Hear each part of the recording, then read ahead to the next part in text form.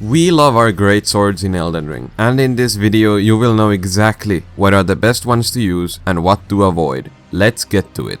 D tier, the weapons that no one cares about or ever uses.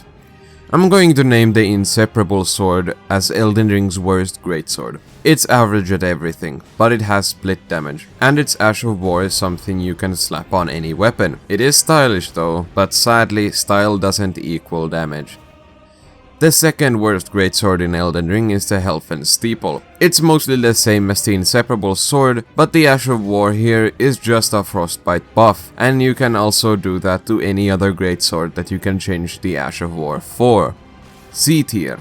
There are a shit ton of weapons here and none of them are bad. They are either not very unique or are just a slight variation of each other. Bastard Sword. Average and nothing special. Iron Greatsword. Good damage, but nothing special. Lordsworn Greatsword. It's the bastard sword with better range but less damage. Gargoyle's Greatsword. Low damage initially but good scaling. Short range and the Ash of War is not very strong. Marai's Executioner's Sword. Very low damage and it's split damage. Bad range. Ash is very unique but is very situational, and those situations do not come often. Alabaster Lord's Sword. Low damage and it's split. Okay range. Ash of War isn't unique and you can't even change it. B tier. All B tier weapons have something unique going for them, or are just generally good. Knight's Greatsword. Average damage and range, but it's got a cool moveset that's less common for greatswords.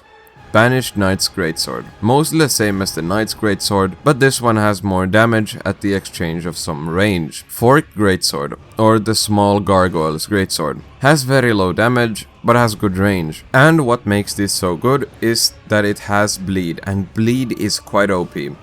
Flamberge. I would say that this is slightly better than the Forked Greatsword because it gets more damage at the exchange of some range. Sword of Milos, or Dung Eater's Sword. It's not that unique, until you use it Ash of War. The Ash of War is mostly just a buff for you and a debuff for the enemies, and it also changes your charged heavy attack to a rampage-like combo, so that is pretty cool. Or Dove's Greatsword, the weapon of the Crucible Knight. It's got okay damage that's split, it's unique for its Ash of War. The Ash of War is pretty strong, but also very situational, and sometimes it's hard to land, but I do like the visuals. Sacred Relic Sword. It has pretty low damage but good range. This thing is not a weapon, it's an utility tool, since it's mostly used for rune farming. The Ash of War is the entire reason to ever use this weapon. A tier. These are weapons that have a standout feature or are just generally powerful. Claymore. It may look like your average greatsword with nothing unique about it, but that is not true. It's got a pretty unique Ash of War that's also strong. It can also be changed. Its heavy attacks are pokes that are very good for counter damage, otherwise it is just good overall. Gargoyle's Black Blade. Very good damage, although it's split damage. Weapon art is very powerful and quick, and it has a health drain effect along with lowering the enemy's max health. Sadly, it has a pretty low range for a greatsword.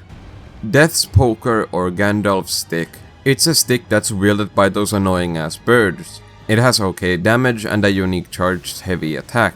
Its Ash of War is very unique and powerful, because it builds up frostbite and does good damage. The Ash of War also looks very nice and is one of a kind.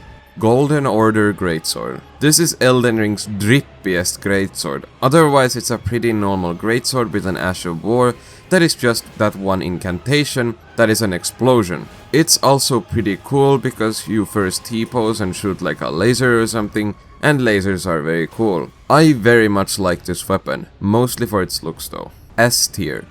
Elden Ring's most powerful greatswords. Dark Moon Greatsword. Without its Ash of War, it does good damage and looks very drippy. The Ash of War is a buff that makes the heavy attack shoot lasers. It also does frostbite, which is kinda busted. The lasers deal a massive amount of damage and even do a shit ton of poise damage. It's also from Soft's classical sword that has been on basically all of their games, except Sekiro for some reason. Rest in peace, Sekiro, still a fantastic game. Blasphemous Blade. If you've ever used this weapon, then you know exactly why this is so busted. It's visually disgusting to look at, but also somehow pleasing. Its regular attacks are nothing special, but that is not why this weapon is so unbalanced. Where this weapon shines is in its Ash of War. It's absolutely fucking OP.